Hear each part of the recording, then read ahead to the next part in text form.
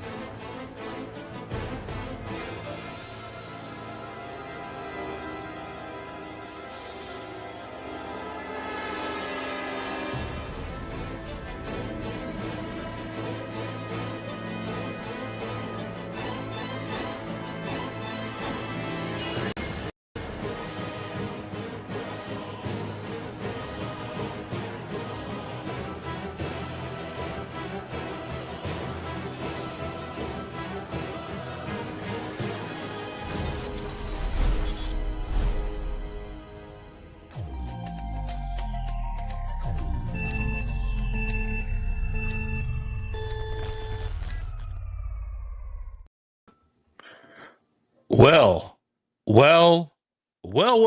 it is Memorial Day weekend. It has started, and happy Memorial Day weekend to you all. Thanks for tuning in this evening here on SKN. We are excited because once again, as always, we have another jam-packed episode. We are officially in toy trouble. Super 7, Diamond Distributors, and a bunch more. As toy collectors and fans, it is sad. We're going to talk through all those things. And is there a light at the end of the tunnel, or is this toy doom, speaking of doom, Dr. Doom, delayed? What is happening with the new Avengers Doomsday, now pushed to late 2026, plus a new Ghost Rider and a special review from Mr. Maddox and Mr. Storm. They saw Ethan Hunt, Dead Reckoning, the final version. How was it?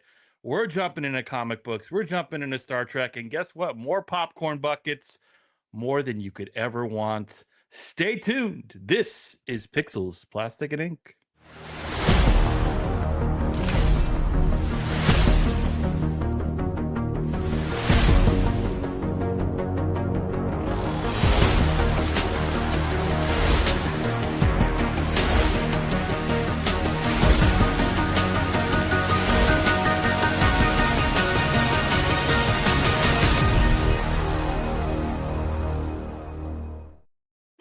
All right, ladies and gentlemen, we appreciate you every week tuning in. If this is your first time or this is your 100th time, we very much appreciate it. Hit the subscribe button, like, comment if you're watching live or you're watching us on replay. We certainly appreciate it. This is the podcast where we talk about all things pop culture, from pixels, yep, movies, TV, video games, to plastic, well, self-explanatory, toys, collectibles, and then in comic books. Yes, people still read those. Well, maybe. Gentlemen, how are you this fine Friday evening? Dr. Brantley checking in. Doing good. It's the long weekend, although I'm going to be working, so I don't know what the point is. But I hope all you are out there enjoying an extra day off. Well, welcome to Hollywood, Dr. Brantley. There are no days off in working in the media. Mr. Storm, how are you, sir? What's going on? It's called Memorial Day, not Labor Day, brother. Just to let you know. So Whatever. Get that deal. I'm going to be doing labor, so. But no, man, looking forward to the weekend. We got it off to an interesting start with Dead Reckoning. We'll talk about that a little bit more. We actually predicted things before we walked to the theater. We walked out absolutely right. Chet Maddox, how are you, sir? Yes, sir. I'm doing good. I'm excited to be here. I appreciate you guys having me on the show. First time show goer, long time listener. I'm excited. We got some topics to get into, which could lead into some heated debates between myself and me. So I'm excited. How are you doing, Mr. Rad? Oh, I'm doing just fine.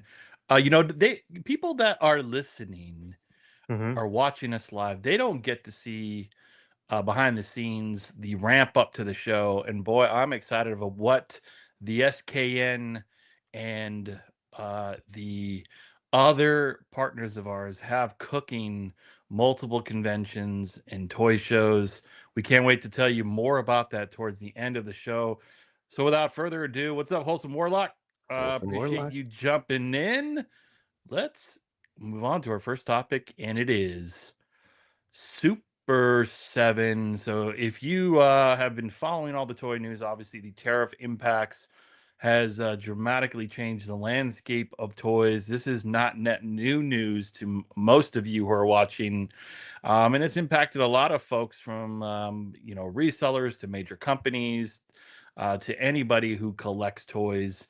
And unfortunately, news broke earlier this week that Super 7 had a ton of layoffs.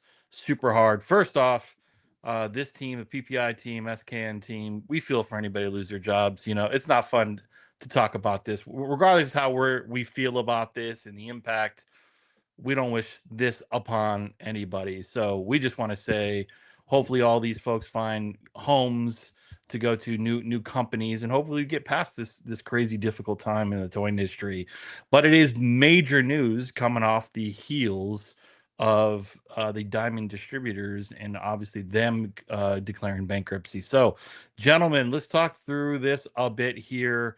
Super 7, a little bit of drama here, obviously. Big impact, big company, big brand, lots of licenses. Your thoughts here on the late news that hit this week? Again, like you said, it's a shame when people lose their jobs, and that's the main point of this, is that there are, and it's more and more. It's not just through here, through Hasbro, and through some other conversation we'll have tonight. Look, this one, I think we kind of called this one about a couple of years ago when we started seeing most of their products show up. Super 7 has some drama for the rest of us. He's got a point with that. What's going on, chat? Yeah, it's a shame. I don't like to see these kind of things happen, but we kind of see the precursors to this. One, I thought they had a rapid growth. Two, is we started seeing a lot of their products end up over in the discount stores, discount reaction figures. I didn't think that they had a superior product, and I thought they had too much of the product that they were putting out. I think there was a big grab when they tried to do the Joe O-rings, when I believe that the reaction lines weren't really suited for that. I thought Hasbro, I know what Hasbro did. And, Chet and I talked about this over in Action Figure Frequencies over at Bandito Radio, but we talked about the point is that Hasbro wanted these smaller companies to take on. They gave low subjects masks, so if something happens, they got no risk. they get their money in, and that goes right. Same thing with Super 7 and GI Joe. Look, Hasbro didn't want to do O-ring, and so they gave it down to them, and they gladly grabbed it instead of grabbing their own piece of like creating original IPs and everything. They grabbed licensing and nostalgia, and it just hasn't worked for them. And the one thing about these comments that really kind of pisses me off is we understand the uncertainties with tariffs and everything, but that was a blatant lie, that letter that he put out. I have a problem with a CEO that absolutely lays off people when you say we got a record 6 months and we've done high records 6 months ago. And then it's like, oh, these tariffs, when you know those tariffs at the time you sent that letter out weren't even on the board. That letter was sent out earlier in the week. By the weekend, we had got Monday morning, first thing in the morning in China, they knew it was 30%, not 145. So, it's just a blatant lie to get out of. You wanted to downsize. You came up with a good reason to do it. And also their product is so overpriced anyway, they can't raise the cost anymore. So the only thing to do is to start to lay off people and cut your overhead. Yeah. And that's part of the problem with having something so pricey. It's because if there's a problem, you can't go up because no one will buy it. Yeah. Yeah. I mean, that's the problem with large companies like this, where, you think about like the super independent, the very lean teams that produce figures, everyone is feeling it. But I think when you have massive overhead and the figures may not be selling as well pre-tariffs as you had imagined, that puts you in a difficult bind. And companies have to thrive and survive, and so jobs unfortunately are impacted here. Super 7 has some really great licenses. I got to be honest, I've never been into the Joe stuff that they've done. The Godzilla stuff, I mean, they produce so many different figures. Some of that stuff's really good. Like, it's cool, and it's actually on the cheaper end to be able to collect. Yeah. Some of the Super 7 stuff is outrageously priced, as we've talked about previously. But some other stuff, the smaller scale things, the 3.5s of different lines, and I'm sure it has to do with the licensing fees, it's attainable. You could buy it at Target, you could buy it on Amazon. That's one thing I do appreciate.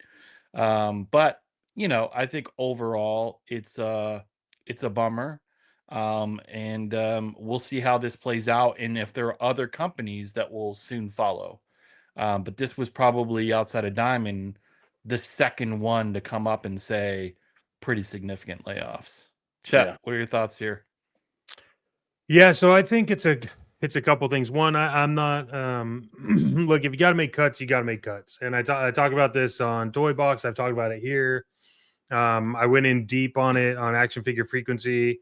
Van Johnson, I'll say it, F Super 7, do better. Exactly. This is my point. Okay, look, if you look at this letter that they did, like, and you look at the like very first paragraph, this is where well, not the very first paragraph, second paragraph, it basically, he says, like, let's be clear, I just want to be clear that this reduction in staff is a direct result of tariffs. Now here's the problem. You also touted that you did really well, like 6 months before, and everything was great. And look, this is why I encourage everybody, whatever you're into, and we'll keep it specific to like us, which is like movies, comics, and toys. I'm the one person that goes through and reads financial reports if they're available, so I understand the industry I'm in. And here's my thing with Super 7. Number one, you basically had a vision, Brian. Okay, you had a vision, and then a bunch of people helped you build your vision into a reality. Yes, you did the work. Yes, you had the brains behind it to a certain extent. Some people end up not getting credit along the way. But what happened is that then it got in like hard times, and now you're trying to blame things on tariffs. Well, here's my problem. You could have effectively shut down the 2 retail stores you have for no fucking reason. You don't need them in San Diego. You don't need them in San Francisco. And you could have saved money, and you could have like held off on letting those people go even longer. But the problem is like this idea where you get to this point, and because you don't want to make the hard choice to take a pay cut yourself or do adjustments in business. Like, look, the one thing I will say is regardless of what you're doing as a company, okay, you have to take into account that when someone says, when someone goes, hey, what are we going to do? We need to cut business assets. If your first thought is that your employees are a business asset, you're a piece of shit and you shouldn't own a company. And I'm sorry that you own a company. And I apologize for everybody that works for someone like you. The thing is that the people that you let go, especially in the toy industry, like there's got to be purpose behind it, right? Like there has to be. You look at Hasbro, right? And I'll talk about this on Hasbro too, because it lines up with Super 7. Hasbro says, we got to do layoffs. We don't have anything to go. Now, I don't know how many people watch or read financial statements from Hasbro, but you should go read the financial statements around the time Hasbro let everybody go. The problem isn't that they're not doing well. The problem is that they're doing extremely well in areas they don't want to take fucking cuts on, and they don't do it. And so if this was just a statement that came out and said, Super 7, we have licenses, our mouth is writing checks that we can't cash. We messed up on licensing. People don't want to buy the licenses that we're doing, or it's not doing whatever. Or our brick and mortar stores are a vacuum suck of financial resources. I have to let people go to make up for it. Fine. Don't blame blaming tariffs is like saying I have all my toys made in the U.S. and tariffs hit us really hard, so I have to raise the prices. Really? Because like that has nothing to do with being made in the U.S. This is like something where Super 7 already has stuff stateside that they could sell. And here it is what is going to happen. They did all those cuts. People are going to lose faith in them. And then they're going to have to sell all the shit they have stateside at an extremely high cut because they can't get rid of it, because they're going to have this Funko thing where Funko said, hey, it's cheaper for us to just bury $3 million worth of Funko Pops no one gives a shit about than it is trying to like offload them to other retailers. So I think Super 7 makes certain things pretty okay, but I think that this is putting the cart before the horse, and it doesn't add up. And it's especially cowardice for you to come out and say, let's get this straight. Tariffs are the reason why I had to let people go. No, it's not. It's because you have two retail stores and you didn't take cuts somewhere else because you took $25 million from an investor here, $50 million from an investment here, $70 million. Like, it's just, Jake says, look at Ultimate's second run Thundercats, Willy Cat and Willy Kid. They are 65 now plus a tariff. So they raised the price $10 and adding tariff. They're double dipping, greedy as fuck. This is exactly why Brian is a piece of shit. And I don't care if he's ever on this fucking show, because it's like, okay, you took the cuts. Well, he won't be on the show. He doesn't need. He doesn't. You just stop that. He doesn't need. I'm going to send this clip. See how much of a man he is. No, he doesn't. He doesn't need to be on the show, because here's the thing. Exactly like Jake said. You said tariffs are the reason I had to let people go. Okay, what? But then now you're double dipping. Here's how you run a business successfully. You should always have like a year to 2 years operating costs in the bank not touched, so that when things like this happen, you can say, how can we adjust? How can we make changes? What can we do? Because Super 7 is not as big as Hasbro. And like I said, go back to when Hasbro announced all the layoffs and look at their financial report, and then come back next Friday and tell me what you learned. And you'll find out that they did not need to cut the people they cut. They needed to cut expenses, but they didn't cut expenses. And then when you find out why they didn't cut them, then your mind starts to kind of like expand a little bit in the world of like, I am being gaslit, and this is just a bunch of bullshit. That's what I think about Super 7. Well, while you're saying that, but I think this is the first time Jake has ever popped in. So Jake, welcome. Jake, please Sorry subscribe. sorry about my little hot point there. Appreciate you coming Thank by. you for popping in and that's, everything. Yeah, we and that's a good point. Yeah. And CS getting deals all over the place because of this. Yeah. I mean, What's going the other on, thing that they Steve? the other thing that they might be struggling with is just they may have too many licenses, right? Like, if there's one thing for Right. sure, we've Yeah, joked they do. about it. We could get the Ninja Turtles license. That thing is Yeah. passed around like, everyone An has had OnlyFans it. account. Yeah, Turtles OnlyFans account. Like, if you want to Van, make Van has action right, though. figure, you got it. You got Yeah. it. Yeah. Like I said again, I'm sure Brian is going to do that. Maybe show, maybe it's action figures feats or something. We don't want to Well, see and that. so that's the other thing too, really quick, is like that's the other thing is like licensing deals. Like Yeah, you have guarantees you have to pay to use the license. And then on top of that, let's just say your fee's 25%. For every dollar you make 25 cents before tax goes to the licensor. So if the license for fucking insert whatever they have has $100,000 guarantee, and you're pushing, I don't know, I think they have like 35, 40 licenses, and if each one of those licenses is, let's just say for round numbers, 100,000 guarantee and a 25% royalty on products sold, like no shit, you're running into trouble. Like focus heavily on a good license and do that well and come out of it. Or here is something, go fucking study Mythic Legions and the Four Horsemen and all these indie brands that make way better figures than you, and try to figure out why they don't have to pay licensing fees.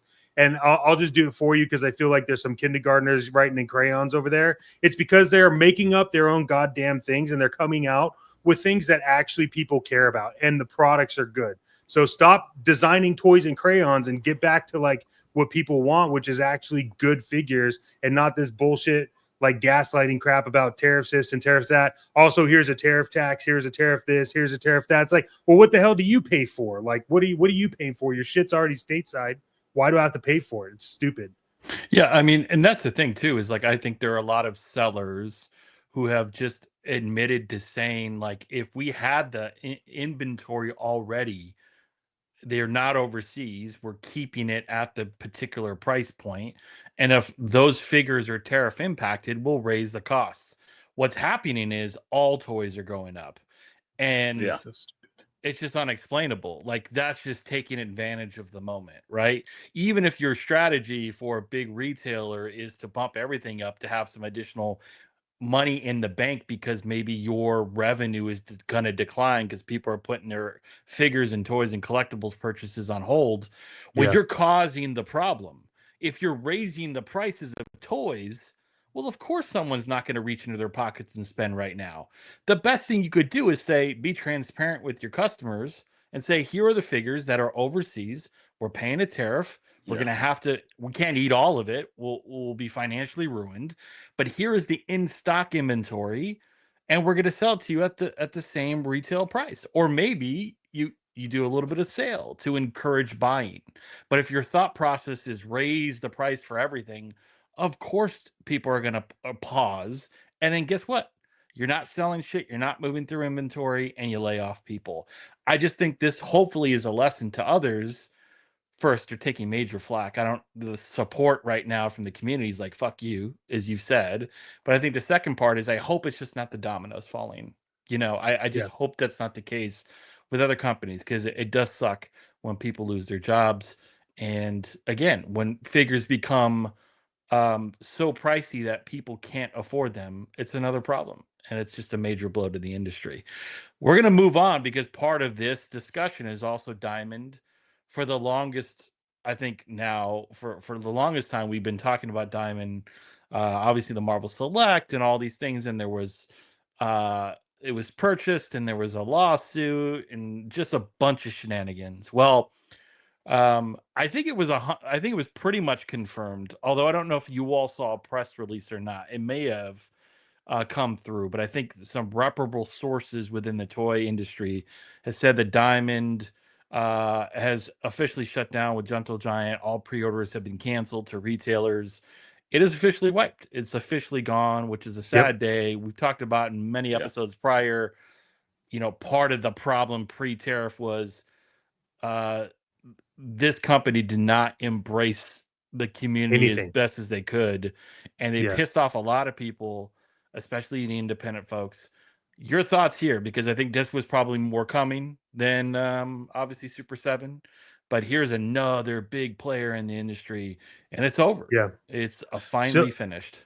So I think what the problem here is that for the longest time, again, the subtopic of today is gaslighting.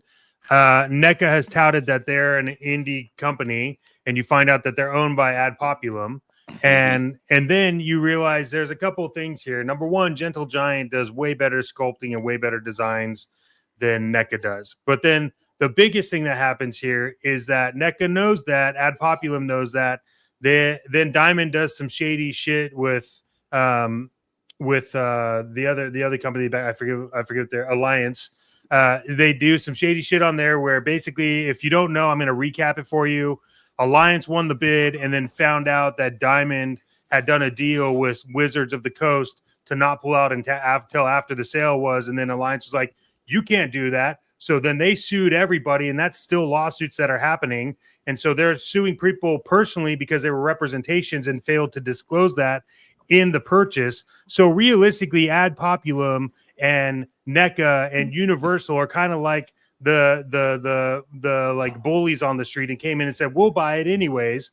And then now you have this thing where now it's like a strategic move because now NECA technically has access to molds and has access to everything Gentle Giant did, and they just shut it down so that they could become like better than everything else. So I think that whole thing is crap. But I'm going to be honest with you too. Like Diamond, I mean that company has been like burning dumpsters since, and we've talked about this before. We've all been involved in the comic industry. Like trying to get things from them or trying to get things on time or being able to get things from them is almost impossible. Yeah. Van is more of an amethyst man. Anyway. And if the dollar store can make and sell cool figures like Final Faction for a cheap price, I don't understand why action figures are so expensive nowadays. I believe the top companies are greedy. What?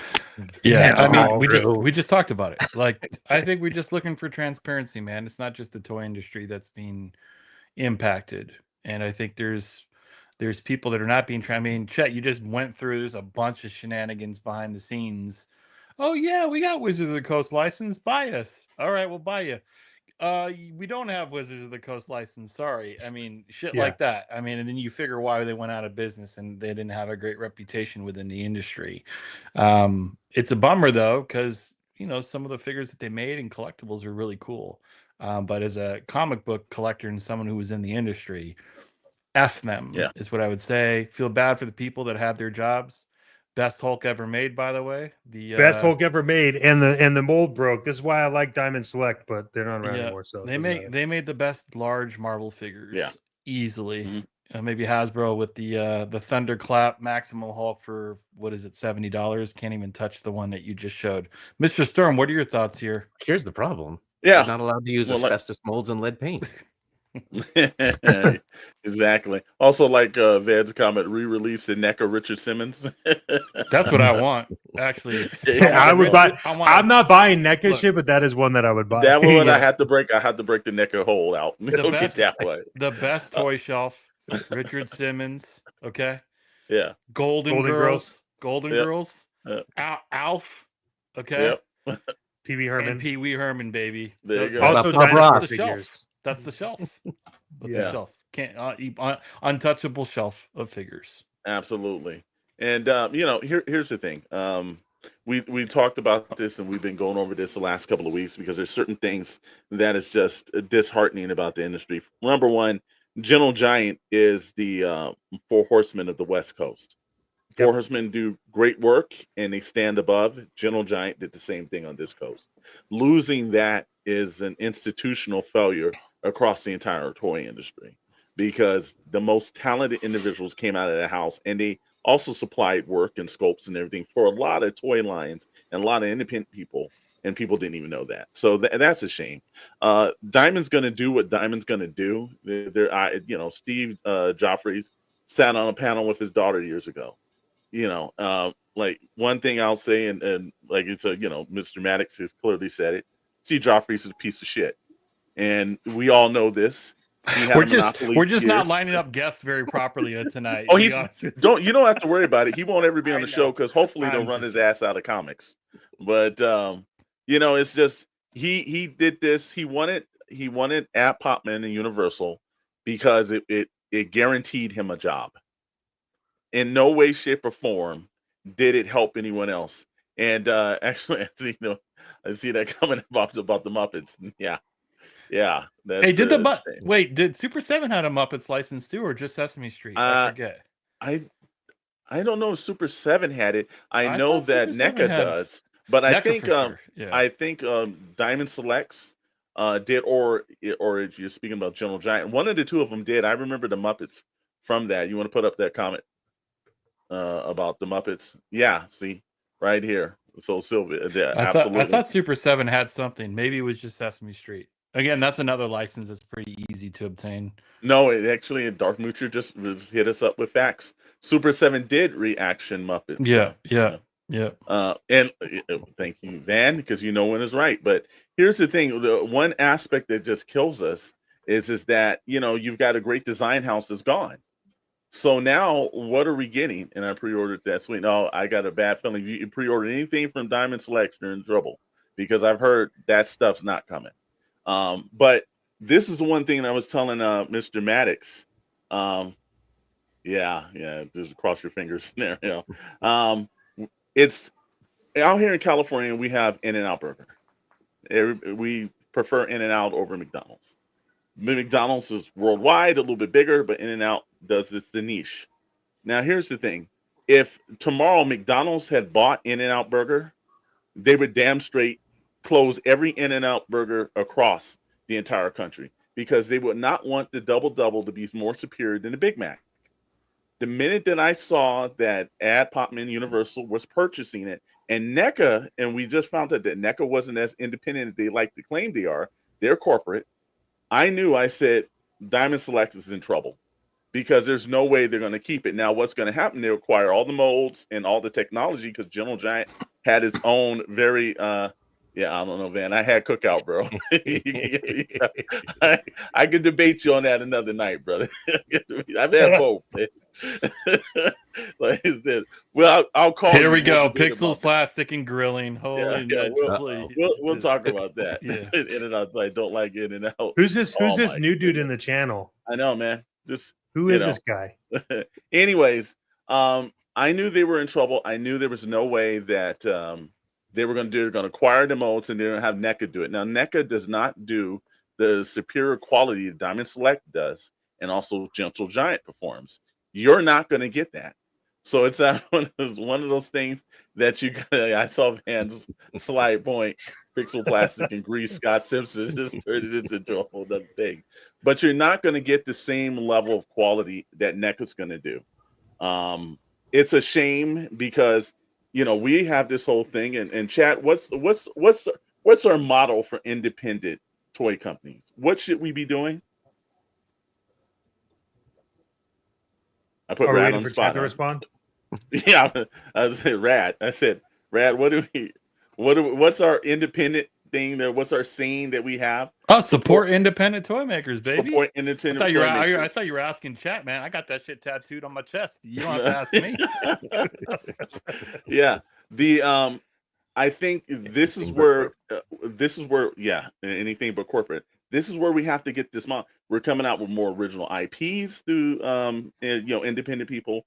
They're producing far superior quality. We just had Chris Scott from Grindhouse Toys on Toy Box Chronicles this week, and his imagination is allowed to thrive instead of being hurt under. I think this is one of those levels that we've got to look seriously where we're spending these dollars at, and we've got to look at who are the people that's best going to serve, that's going to actually listen to the customer and the consumers, and are going to produce products that are full of originality instead of like the Super 7's nostalgia, instead of NECA killing the Gentle Giants because there obviously you don't have a company, you don't have another company in you that is doing better work than you're doing. So I knew NECA was killing this, but that's my spiel. But yeah, Steve Joffrey is a piece of shit. Just to let everybody in America know that.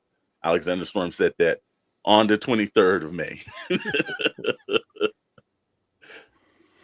Well, look, it's a devastating blow, regardless of how we feel about the certain CEOs and executives who make the right or the wrong calls. I hope these folks that have been laid off find different paths within the industry. Some I'm assuming very talented folks in multiple facets of these companies. I think it's a wait and see game if this is going to impact other companies as well. I hope it doesn't. But there's one thing for sure: there's greed involved here. There is no question about it. And the action figure, the toy, the collectible community sees it, and all we want is transparency. Just be transparent. If you're getting impacted, you need to raise the cost on certain things. We get it. We'll try to support as best as we can, but don't feed us a line of bullshit.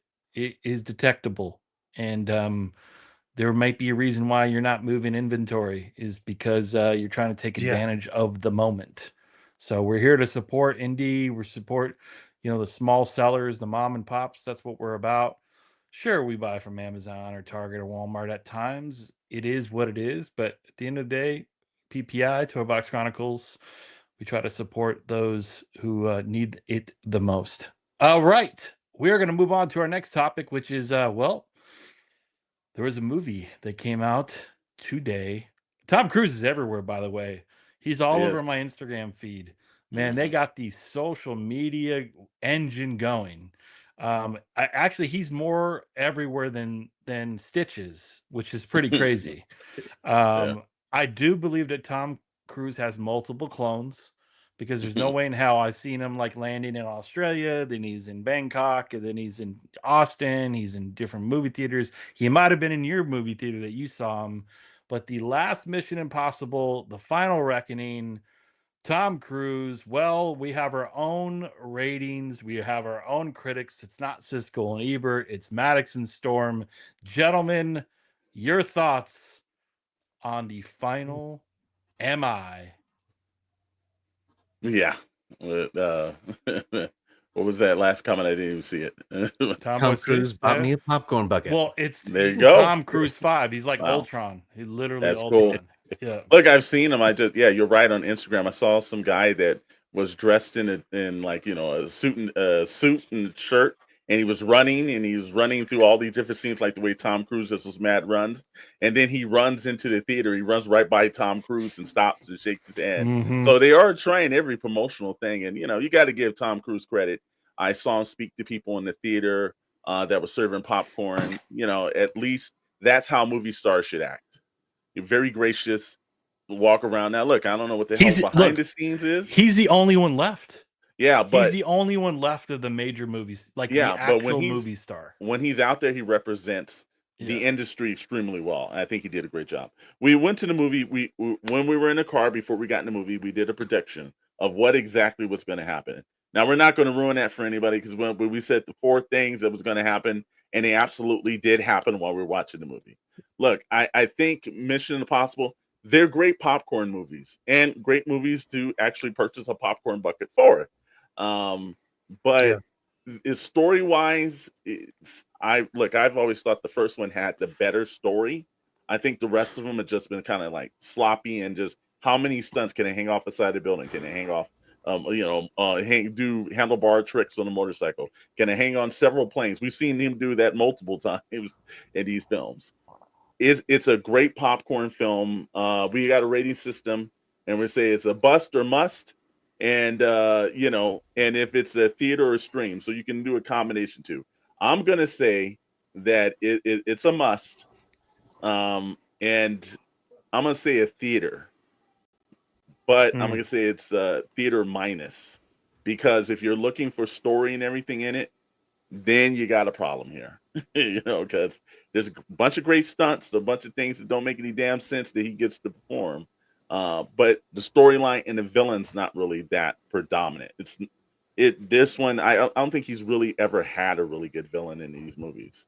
So, we didn't walk out disappointed. He did all the action and everything. In fact, he had a little video before we actually even started the movie where he thanked everyone for coming, and very sincere, very situation. I think it's great. The music, when the music starts rolling, you hear it. You always wait for that sequence to come in that he's going to do it. You know, and they did some callbacks that I thought was extremely cool. 30-year callbacks. That was kind of great. So, you know, again, it's a must theater with a minus on it. Mr. Maddox. I'm right there with you. It's I would say see it in the theater if you can for like half off would probably be good on like their 50% off days somewhere. I do I do think it's funny that we made a few call outs and then just kind of laughed at each other while the movie was happening. We were like, I can't believe that we called all of these. We were like Babe Ruth in the theater as it was happening. I'm in agreement with you. It's Mission Impossible. Although I do think he's had some really good villains. They were just not really a thing because the rest of the movie probably wasn't as good as it should have been. But yeah, I appreciated this movie for everything that they did for all of the other movies, and that's as much as I'll say. But yeah, I agree with you. I would say, you also wouldn't be hurt if you waited for it to stream, but that's your call. It's the audio is great in the theater. It's fantastic, and I think it's just one of those ones where if you just want to go hang out for a while and eat $78,000 popcorn and watch a movie, yeah, go do it because we got popcorn, we got 2 popcorns and 2 drinks, and it was $15 more than the tickets. So, well, hold on. Those weren't the popcorn buckets. Wait. Let's be fair. Tariff impact on popcorn.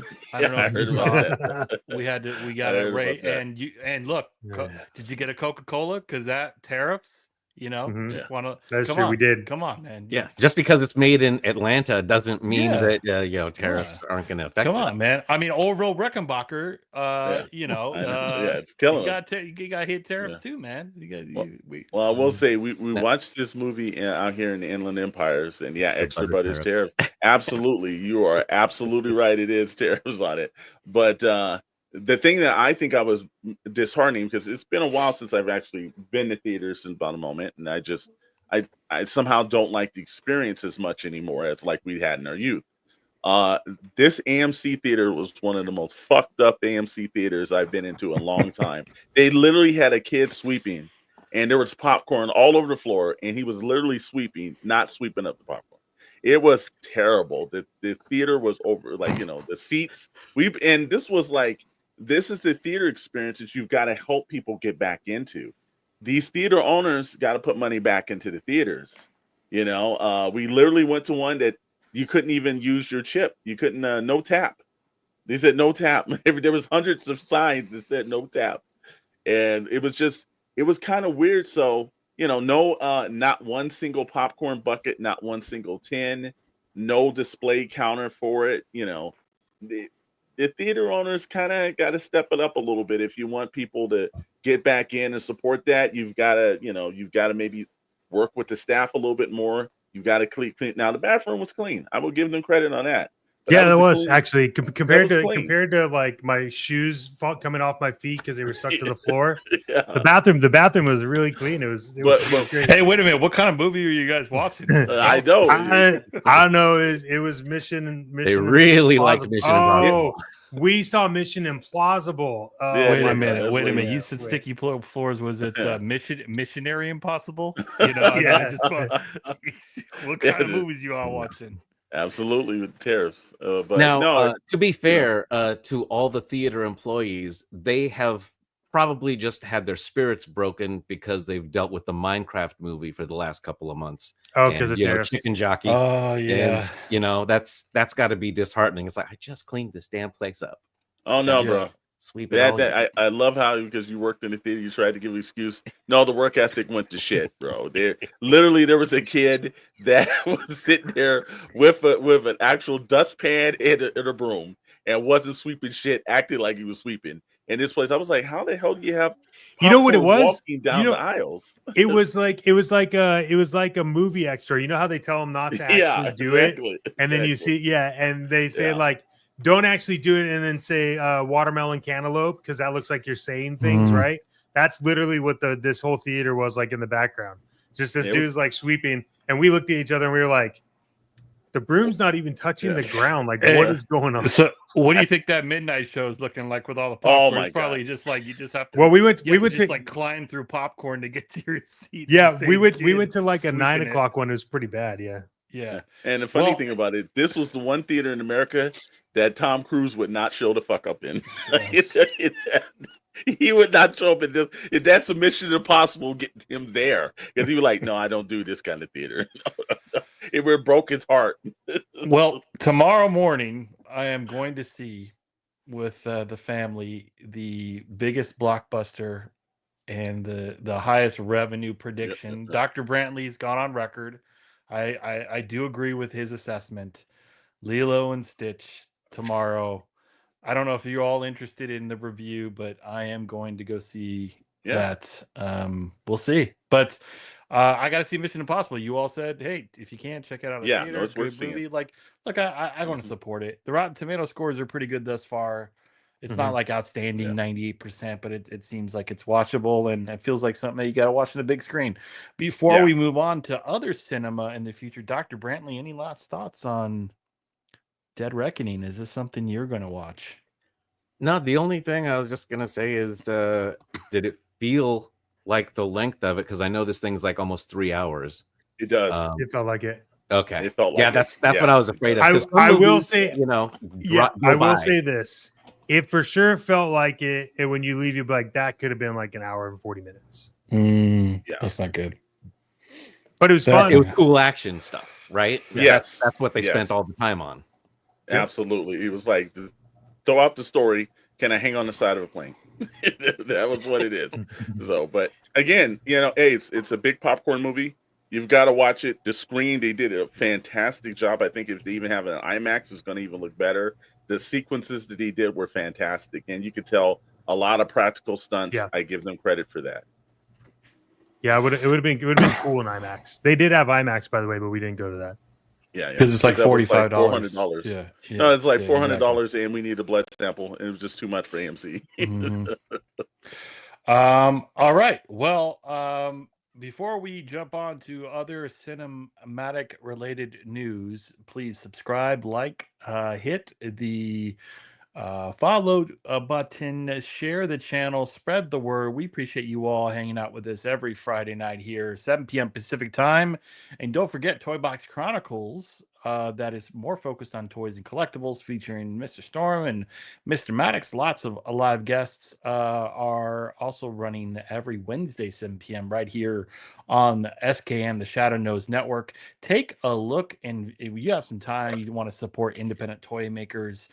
This past Wednesday, Grindhouse Toys, really cool line of 3.75 figures, a really cool VHS style horror box art. Like, check it out. Support Kickstarter campaign going live early June. I think the 13th, Friday the 13th, June which 13th. makes sense for someone who likes horror. Okay, well, speaking of films, Doomsday, the most anticipated of the Marvel films, has been delayed to December 2026, and therefore Secret Wars has also been delayed.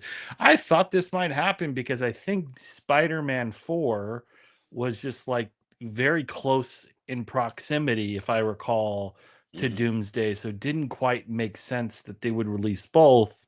And then obviously we got some news. Ghost Rider casting for the Avengers. We've heard the rumors. Who's Ghost Rider? It's Keanu Reeves. Don't hesitate. But your thoughts here? Any concerns about Doomsday being delayed? Are you okay with this? Does this change your thoughts of whether or not this will be good, or any concerns? Because we know when things are delayed, sometimes, like Captain America, the latest one, delays don't mean good. So your thoughts, gentlemen? Don't want to go head to head with Mando and Grogu next May. Yeah, smart move. But and that's not because of the competing things. It's because it's the same company. It's like, well, we're not going to release something here, and then 3 weeks later release another blockbuster that's going to take some money away. And I think it's actually good to push these movies back so they can actually spend some time, make sure that they make sense. They don't always, even when they take the extra time. But, it is helpful so that they can all, feel like, okay, we're not just rushing this through, because just about every time they rush something, it turns out badly. Yeah. I think it's correct. I think, look, the Russo brothers need some time. They were the last, I think, two directors that really successfully did the back-to-back for Disney/Marvel. And I think that you can't rush good work, because look, we saw the Fantastic Four trailer. Excuse me. And seeing that trailer in the theater, I don't have faith that Fantastic Four is going to shape out pretty well. I think that Fantastic Four is going to hit under expectations. So, so far, Thunderbolts was a surprise for us of the last phase, and Fantastic Four is supposed to be. And the new trailer we saw, they showed a lot of stuff from it. And I was like, wow. Yeah. Like, one aspect that Mr. Maddox and I both said was the Silver Surfer looked just as good as the Silver Surfer did in the Fox movie. It was just seeing on the screen, I was like, wow, that was just damn straight underwhelming. And I don't know why you needed to get an actress of a star actress to do that when you could have just got a voice actress. Makes no sense to me. So, I'm worried about that. They got to get Doomsday and Secret Wars right. They got to cast it right. They've got to do what they need to do. Ghost Rider, I think that's extremely smart. It will, and I've heard through numerous sources, it will not be Nicolas Cage coming back.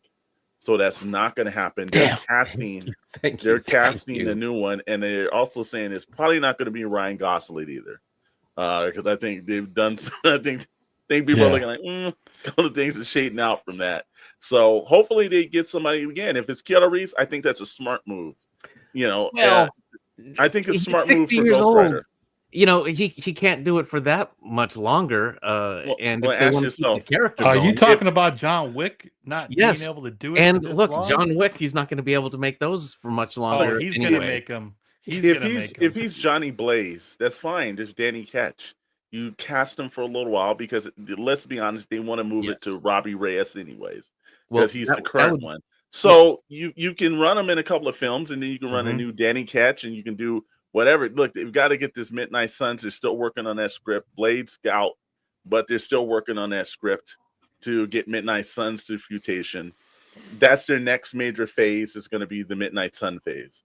So, we'll see. But I think it's smart. You never rush anything. And also the same thing, too, Dormucha said, the competition when it comes to, you don't compete against your own same company. It makes no sense.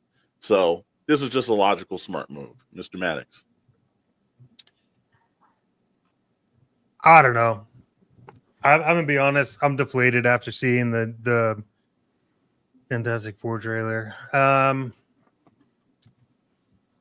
Yeah, I don't know.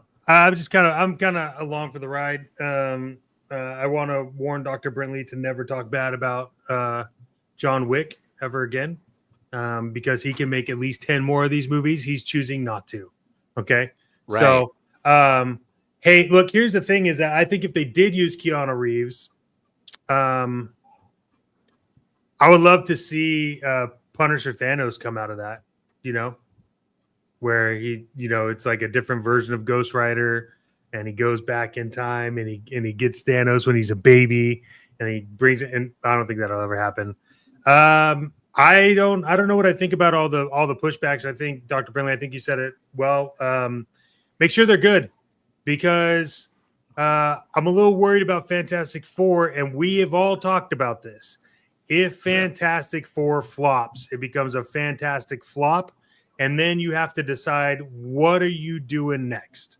Because you can't keep doing the same shit over and over again and expecting a different outcome. That's called insanity. So you got to really start to dig in and be like, maybe we should kind of go back to what made Iron Man 1 epic, what made the first Avengers movie is epic, right? Like, get into that kind of storytelling, kick out people that maybe don't know what they're doing, that sound like Eggy Kevin or whatever, some version of that, like kind of just move that aside, let other people get in there and know what they're doing, stop hiring Watiki Kiki or whatever his name is to direct movies, like just bring people in that know about the movies. And I don't know. I'm worried about Fantastic Four because one of the things I was telling Storm is like there hasn't been a lot of hype, and realistically, he said it was best was like, why would you hire an actress when you're just going to use the CGI from the Fox movie? You could have just done a voice actor. Like, I don't know. And I'm worried that they're not. I'm worried that they hired Ang Lee to do Galactus, so I think all of the sizing is going to be off. So I think the other scary part, to be honest with you, the Fantastic Four, is that people are starting to turn on Pedro Pascal, and there's a bit of burnout of oversaturation of Pedro Pascal in TV and movies, and I hope it doesn't work against the film, of people just being like, I'm tired of seeing this dude, he's everywhere, he's this, he's that. That could impact this as well. Even if it's good, people just made shit on the film, right? Yeah. Which won't be a good thing, because he was attached to The Last of Us this season 2, and that's just been getting destroyed on social media. I hope, I hope it's good. As it relates to Doomsday, they've got like 100 different characters, and so just take your time to write it out, get the special effects right. You can't, like, even if Fantastic Four is not great, I think there'll still be anticipation for a new Avengers movie. It just has to be perfect. So take your time. It's okay. Remember, Spider-Man will go first, right? When is Spider-Man? Is that July 4th of next year? I think so. Yeah, I think so. Right, I have to right. double Yeah, check. I think it is. Yeah. So Spider-Man's actually, we'll get to see, and those films have been great. So I'm okay with it. I'm okay with the delay. Keanu Reeves, just give him Ghost Rider, man. Come on, he's Duke Kaboom. He's already on a motorcycle in Toy Story. Let's go. Put him on the bike, man. He deserves it. By the way, I think Ryan Gosling is going to be the new Rambo. I'm just throwing that out there. I'm just letting you know. Okay. Sylvester Stallone has said that Ryan Gosling would be the next Rambo. I'm just, hey man, Stallone's an idiot. He has a, but hey man, it's the man. It's Rambo. All right. Any last thoughts here on Dune Days before we go to our favorite segment of the evening? One more, brother. What more. Do we got? What do we got? All right, they hit us later in the week. I mean, does this even matter? Like, do we care? We know what this line is, and it's the MCU line of Fantastic Four. Like, come on, like we could talk about it. Yes, there's going to be increases. I don't know. There's going to be a HasLab. There's already a Galactus. This is just going to be a flat introduction to these characters. I'm going on record and saying it won't be an amazing Marvel Legends series stream. Who knows? They could surprise us. I don't think so. They could. Well, for everybody out there knowing, it's May 29th at 11 a.m. Eastern Standard Time. Another Marvel Legends fan stream. I think they've done the most out of all of the brands, even over G.I. Joe, and I think Star Wars is a second to them. But they've got something. They're hinting at the Fantastic Four. Will there be any other surprises or anything drops? I don't know. I think this is a way. And look, I think with the movie, I think the Thunderbolts is not going to do well as the figures. I think the movie did well. I don't think the figures look pretty good though. But the 2-pack thing, I think they did it. I don't know if they're going to do 2-packs with the Fantastic Four or like each individual or whatever they're going to do. I don't know. This is a strain, but I don't know if I don't think there's going to be any major surprises with this. I think Rad hit it on the head. I think they're just going to be dropping the Fantastic Four. I don't think we're going to see any hints of a HasLab soon. We were thinking at one point it might be maybe the Fantastic car with a couple other things, but I don't think that's going to be the case. Not excited. Yeah. Walgreens did the best Fantastic Four figures. And that's the best. Walgreens did the best thing too. The Walgreens. Yeah, that's thing one of my, is that's the what that's best. my favorite thing character. And it's Actually, like it's like $120 now. I should have saved nah, it, it's I got it for free. but there you go. Well, There you by go. now, because I paid like $90 for it, but now it's free because I didn't pay for it. But yeah, I don't think we'll see. I'm afraid that Hasbro's going to announce stuff, and as they're announcing it, they'll launch it and they'll forget to tell everyone, and then by the time they're done saying it's ready, then we can't buy it because they already sold out.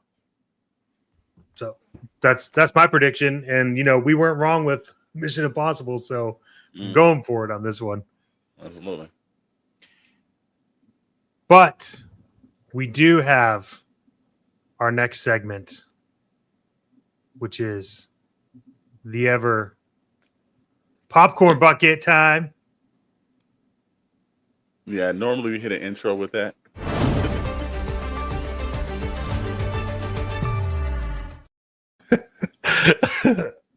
Hey, From like our it. world Hey, to your world. Mr. Storm, I know you love our intern. He needs to go.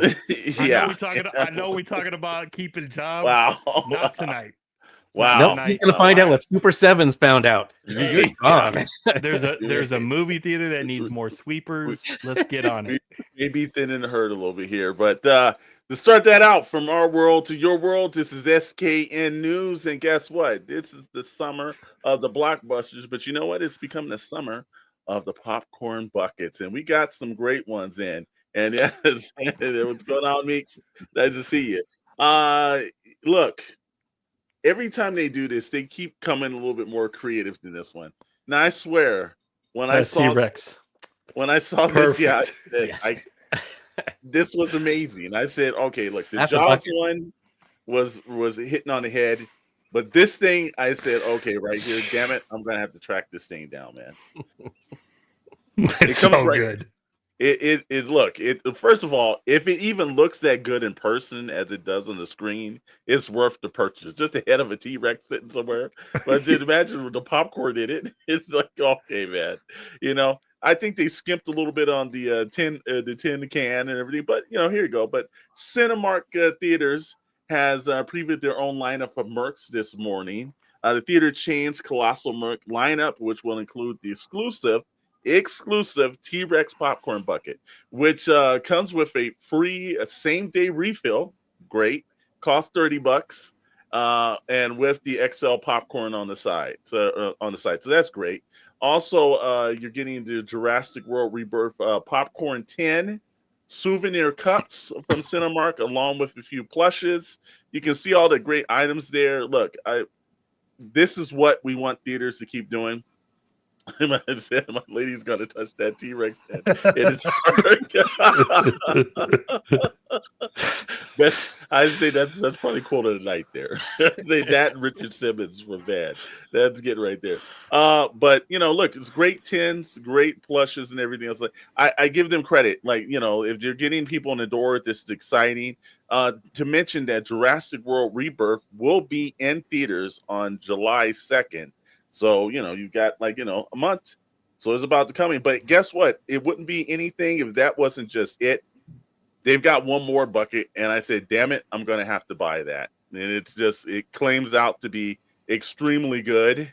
We're looking at the next one is going to be, there you go. Now, this is the bucket almost of the year as the candidate, I will say. This That one's so awesome. This is exclusively at Regal's Theater. It's been dubbed the Incubator Dual Container, and it looks to feature both the popcorn bucket and a drink holder on the side of it too, which is incredibly smart. I give them credit on that. Inside the bucket, you'll find a baby raptor who you'll have to compete with every time you reach for a handful of your buttery popcorn. So good. This is good, man. That popcorn So doesn't good. taste like Yeah. dino teeth. Got a point about that. It made just everything like me. So that's cool as hell. Yeah.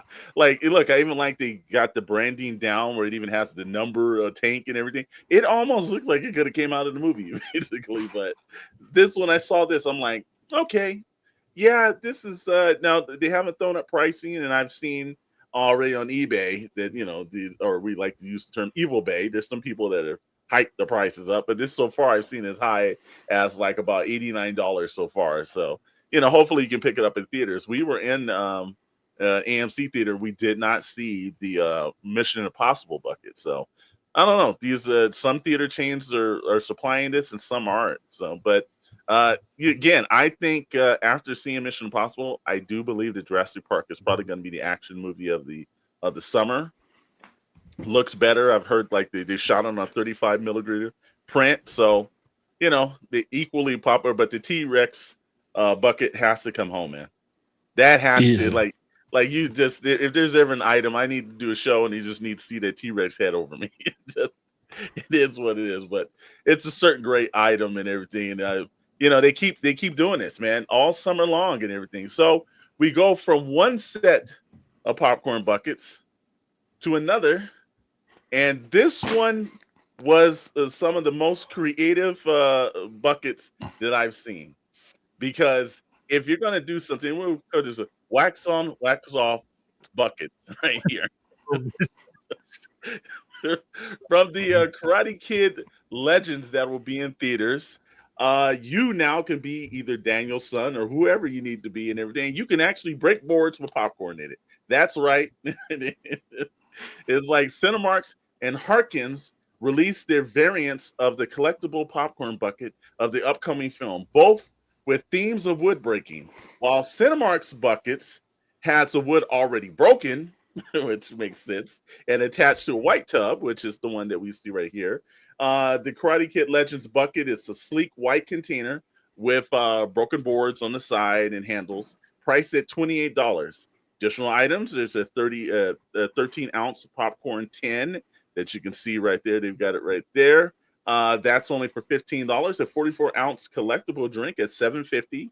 And both features promotional artwork from the movie, making them ideal for any collectors and fans. But just, already have the sliding boards and everything. It's cool. But guess what? That wouldn't be the show if that was it, because we got to see Harkins actually jump in. Harkins, you can actually break it, and it looks like brick.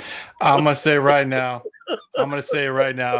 Mr. Miyagi's rolling over in his grave right now seeing this. Pat Morita is like, what in the hell did they do to this franchise? I mean, come on, man. Come on, man. But I love how it looks like it's like just some bricks and a board off it. It's just I got to give him credit. It does, like, I wouldn't have thought this would ever be even thought of as a popcorn bucket. Maybe this is what someone was like, how? Yeah, someone was like, how can we take up more seat than there is? And someone's like, all right, hear me out. Just bricks in a board. Like, oh, that's good. That's good. When I saw this, I said, okay, man. I said, you got me at that. But Harkin is much more interactive, as the lid can be easily chopped down with your hands, in contrast to the other buckets. This one has fake bricks on the side that are attached to a transparent plastic tub, five burl printed on the side. And as of the writing, because AMC must come up with their own boards, because they have yet to reveal their buckets, so they're keeping it ultra secret. They don't want to, they saw the white. How are they going to compete with boards and bricks? I mean, they're out of ideas. Don't be surprised, bro. Don't be surprised. Didn't in one of the movies, didn't he break the blocks of ice? Yeah. What are they going to do? Like the little hand thing, the drum that goes back and forth. I'm sure I would not put them past this. But hey, anybody that wants this will be available. You don't worry about it. There's no need to see the first show. You do not pay over price for this. Look, this one will be available. There's a guy down the street. His name is Leroy. He can make one of these at home for you with real bricks and boards. You go to Home Depot, you can make this cheaper. I can tell you that. But it's interesting. I give them credit, but we move from that. But it is the summer popcorn buckets. Hey, this is getting people in there. Leroy. There you go. Leroy can do it, brother. He can do a lot of things. So we move on from the popcorn buckets of the world and everything, and the chopping of the blocks and all the rest of the thing, to the SKN is the home of Star Trek. Our buddies over at the Starlight Digest podcast, you want to hear Star Wars content, you go over there. But we decided to be the home of Star Trek over here. And for us, if you've ever watched the show where there's one lore that you always know, when they say, Johnson, you're going down to the planet. If you're wearing a red shirt, bad shit's going to happen to you. Yeah, that's right. That's right, Mr. Butcher. But for once, Yeah, though, what is the lore there? Like, they're I'm just you got a red curious. shirt on, go down the planet, Just- you usually die. Yeah, It's- there's just it's over security. for you. And That's just on the the- original Kirk Enterprise, Yeah. the security guys were just fodder. They would just die left and right. So Yeah. this is the people are just gonna get wrecked by Yes. these monsters. Yep. Mhm. I'm buying this. This is the original Crash Dummies in space. Okay, well you didn't explain this really well. Like if you're telling me these guys are like monster fodder, I'm buying the whole wave. Like sign me up. Well, this is going to be over our friends over at IDW. The red shirts are the nameless individuals who are sadly used as cannon fodder in the Star Trek stories, and the previews demonstrate this as we watch different ways that they're killed off. The Star Trek red shirts is by writer Christopher Chantwell and artist Megan Levins. Features a brand new team of characters. The red shirts are commonly known as Starfleet Fearless and Doom crew members. Now these intrepid and ill-fated red uniformed individuals finally get their own story, and no one is safe. Who will survive their deadly missions? It's launching in July in comic book stores. This And should look, be the a cover this should be a artwork is TV fantastic. series, man. This is awesome. Like It why would be, didn't but you this just be turn- killing a bunch of people every week. but I like that's- that. I like be that so on the fun. bottom of it too. It says enlist today. Like, yo, like you wouldn't have heard We about the need red more. shirts. Yeah, like you're Yeah. like, oh, enlist today. Like we need more, and everyone's like, no, are you fucking kidding me? Like no one has come back from the red shirts. I'm literally picking this up. This seems so intriguing to me. Oh yeah. Well, the best part about that too is that usually the reason why the red shirts come back, it helps the dilithium chamber because you don't have to beam up as many people as you beam down. And 1 in 3. That works on saving energy, or Yeah. or like Brian from the Super Seven would say, just layoffs on the planet. So, but this series is coming from IDW. Check your local comic book stores or wherever you buy your fine comics from and everything. Try to support series like this. Very original ideas set in the world of it's like the stormtroopers for Star Wars. The red shirts, you see the red shirts. So, and we run through all these aspects, and you know what the main thing and the main point that comes up that whenever we get through week in, week out of this, the sad part of this is like, gentlemen, that is the end of SKN News. Thank you, Mr. Storm, as always bringing us the latest and greatest in popcorn bucket novelties and memorabilia. If you are Popcorn culture. I mean, we're literally popcorn culture, pixels, plastic, and popcorn buckets. Mhm. Although today we also said, feet, and Yeah, we're yeah. exploring other. It's dangerous.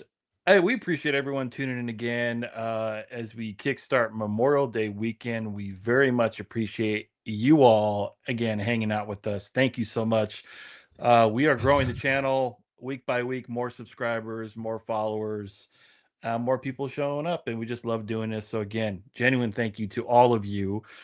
Which brings us to some exciting stuff that is on the horizon. I want to over the next take a couple moment weeks. though. Oh yeah, please. I do want to take a surprise moment. Yes. And this, we talk about supporting indie toy makers, right? We're like, hey, let's support them. Let's show them what they got. And Mhm. when I think of like indie toy makers, we have always been a fan of that. And I know our fellow compadres at Purple Gang are also, and Odd Frog, and everyone in Absolutely. the whole alliance is there. And so we're really excited to kind of show off one of the, in partnership with Holy Grail Toys, we did a design, and we were very specific on saying we need a purple shirt. But I would like to show you this shirt is live so now. sexy. So you can sexy. pick this up, and it's definitely it's been 2 different shades of purple because I've seen everyone on Purple Gang they wear different shades of purple, and then you could get it in black. But that this is live. We could put it in the link. It is on holygrailtoys.com. But we're really excited about this. It's gonna be good, and you'll see them live at the show. so that we're going to talk about soon. So Awesome, man. Awesome. I love There it. you go. Speaking of shows, we got a good lineup of shows up and coming, Mr. Storm. You want to tell the chat what's happening? Absolutely. When it rolls in, it rolls in. We've got, look, hey, you watch us at home and you want to see us in person, and especially. So, the first time you can do that in the next coming months is on June 8th if you're attending in Burbank, California, Robo Toy Fest. It is at the Burbank Marriott Center or Convention Center. If you're in, you could just get off the plane, walk right over and everything, go to the show, get right back on the plane, go home. But we're going to be there along with our buddies over at Odd Frog Entertainment and our affiliate individuals, Holy Grail Toys. They'll be there, and I've heard, Holy Grail. They say they're coming with grails. If you want to find one, it'll be there. So that's some bold predictions. I give them credit on that. So you can see that we will be live streaming from our table at Robo Toy Fest, like we've done at Toy Atlanta, and I'm sorry about that, and the SoCal Joe Show. So come by and see us. Got early bird hours starting at 9 a.m. It's the shows from until 5. You can pay a little extra early, get at 9 a.m. and just, get some of those grills early before everybody else can. And then at 10 a.m. for the general public. So we'll see you on June 8th. Our buddies over at the Purple Gang Gang. And if you know how these guys hang, they have a great damn time. But guess what? They're even funner in person.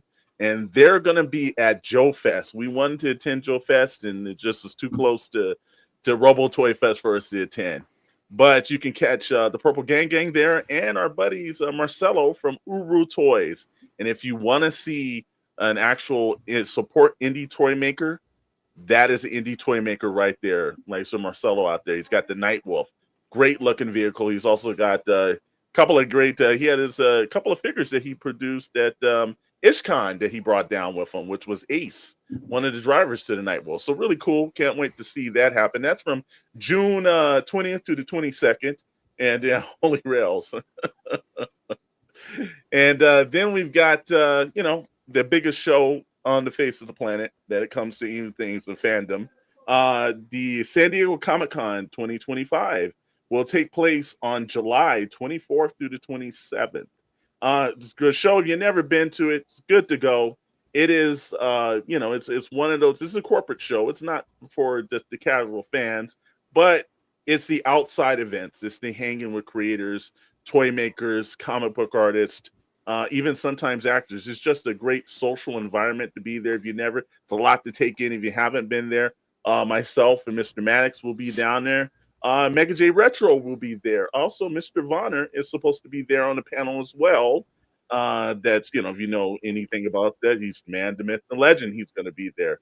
And they just got a whole bunch of other individuals. We also found out that Chris from Grindhouse Toys will be at his first San Diego Comic-Con as well. So if you see him, say hi to him and everything. You want to check out a lot of the indie guys that are going to be at these events, because they do have your Marvels, your Mattels and everything. But go look for those indie guys there. So looking forward to those. But that's our upcoming shows. We hope to see you guys there. If you can, come by and say hi.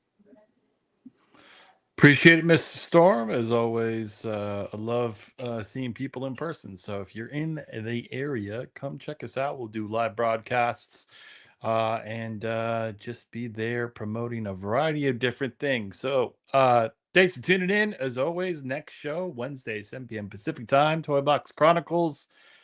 Have a great Memorial Day weekend. Stay safe, and we'll see you next week.